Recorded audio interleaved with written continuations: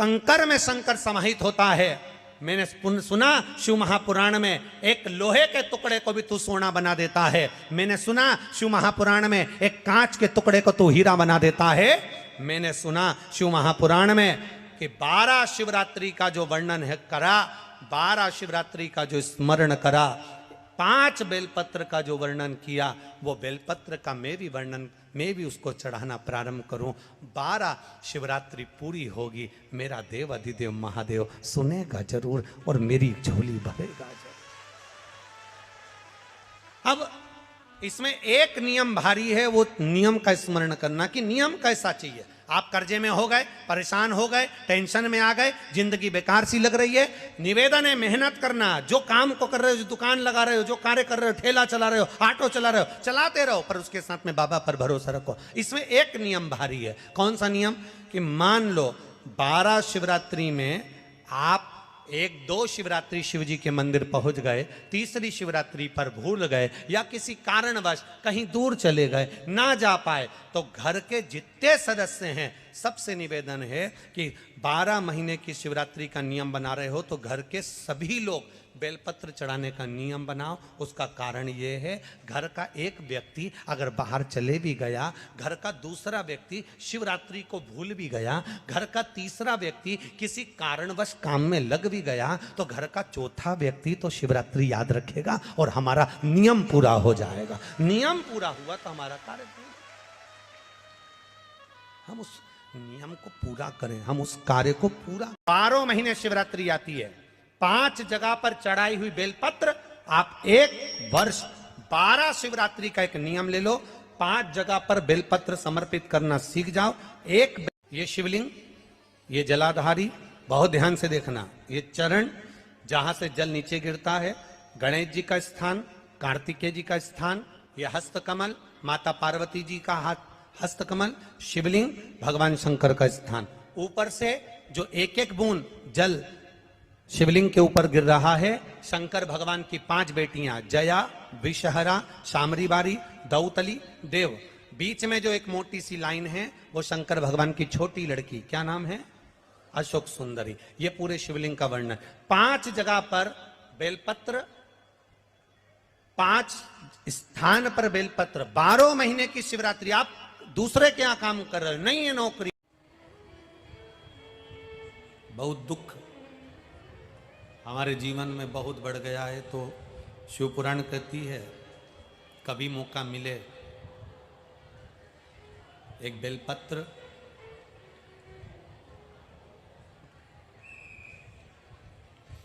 जिसकी डंडी का मुख जहां से पानी बहता है जलाधारी की ओर, समझ में आ रहा है ना? जहां जलाधारी हो और जलाधारी में जहां पानी बह रहा हो, उस पानी बहने वाली जगह पर डंडी का मुख हो जलाधारी। अब समझ लो थोड़ा सा,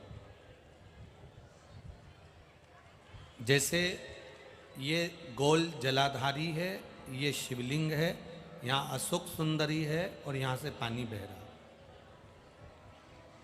ये डंडी का जो मुख होता है,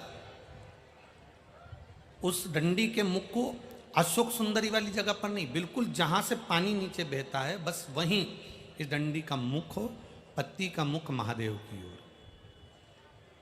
और एक बेलपत्री जिसकी डंडी आप जब शिव जी को समर्पित करें तो बीच वाली पत्ती का मुख आपकी ओर हो और डंडी का मुख पीछे की ओर। डंडी का मुख पीछे की ओर, पत्ती का मुख आपकी ओर। महाराज, शिव महापुराण की कथा कहती है किसी भी 12 महीने में शिवरात्रि आती है, 12 महीने शिवरात्रि आती है, किसी भी एक शिवरात्रि पर, किसी भी एक शिवरात्रि पर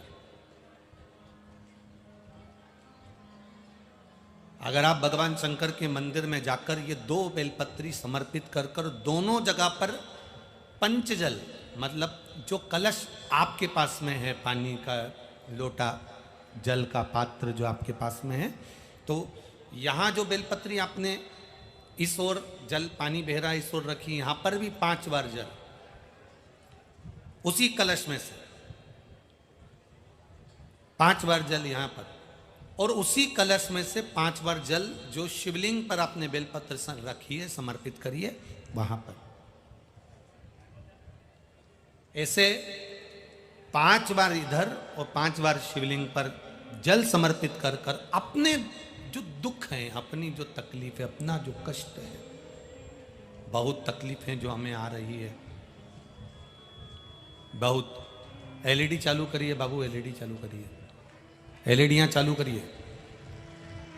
जो तकलीफें हमें आ रही है, हम वो बाबा से कहकर, बाबा से प्रार्थना कहकर, अगर वो जल दोनों जगह पर एक शिवरात्रि को, 12 महीने शिवरात्रि आती है, किसी भी शिवरात्रि को हम जब जल समर्पित करें और बाबा से प्रार्थना करें तो ये निश्चित है, एक शिवरात्रि पर करते हैं, अगली शिवरात्रि जब आती है तो बाबा आपके दुख को, आपके कष्ट को मिटा ही देता है, ये निश्चित है।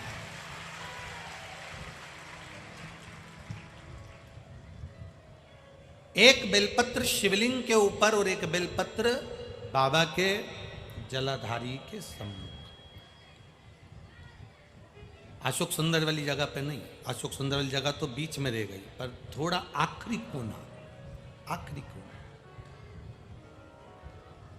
समर्पण करा। शिव कथा कर रही है, मान लो आपका अगर विश्वास दृढ़ है, भरोसा पक्का है, कभी आपको अगर मौका मिले जीवन में और आपके यहां अगर सफेद फूल ज्यादा आ जाता हो तो 12 महीने शिवरात्रि आती है 12 महीने शिवरात्रि आती है। आप किसी कामना से अगर शंकर जी की आराधना कर रहे हैं या आप शिवरात्रि पर व्रत करें ना करें, 12 महीने शिवरात्रि आती है। आप प्रयास करना, एक कामना कर कर शंकर जी के शिवलिंग का और शंकर जी की जो जलाधारी है उसका शाम के समय, प्रदोष के समय पर, शिवरात्रि के दिन सफेद पुष्प की पंखड़ियों से शिव का श्रृंगार करना प्रारंभ कर दीजिए। जिस मंदिर में कोई नहीं जाए उस मंदिर में जाकर आप शिव का श्रृंगार करिए, श्रृंगार करो। आप दूसरा सोमवार आएगा, दूसरा शिवरात्रि आएगी ना, दूसरी महीने की जब शिवरात्रि आएगी तो आपको मालूम पड़ेगा कि आपने शंकर का जो पुष्प का श्रृंगार करा था, श्वेत पुष्प की पत्तियों का, सफेद फूल की पत्तियों का, कुंदकेश्वर महादेव के नाम से जो श्रृंगार करा था, उसका लाभ क्या हुआ। एक माता ने तो बड़ा सुंदर भाव लिखा है कि हमारे, अब पत्र ढूंढना पड़ेगा, कि हमारे घर के पास में मंदिर था, उस मंदिर का कुछ नाम नहीं था। एक बेलपत्र, एक धतूरा, एक शमी पत्र और एक सफेद पुष्प, केवल एक सफेद पुष्प, एक आखा चावल का दाना। आखा का मतलब जानते हो, मतलब पूरा सेगा चावल का दाना, एक। ये सब हाथ में लेकर, अगर तुमको ऐसा लगता है कि आपको ऐसा महसूस होता है कि मेरी सारी राहें बंद पड़ी हुई है और मैं जिस काम में हाथ डालता हूं वो काम आज होता ही नहीं, दिन लग जाते हैं। शिवरात्रि का दिन हो, 12 महीने कोई सी भी शिवरात्रि का दिन हो, उसी शिवरात्रि के दिन कौन सा नाम, त्रिपुरारी नाम का स्मरण कर कर भगवान शिव से अपने मन की बात कह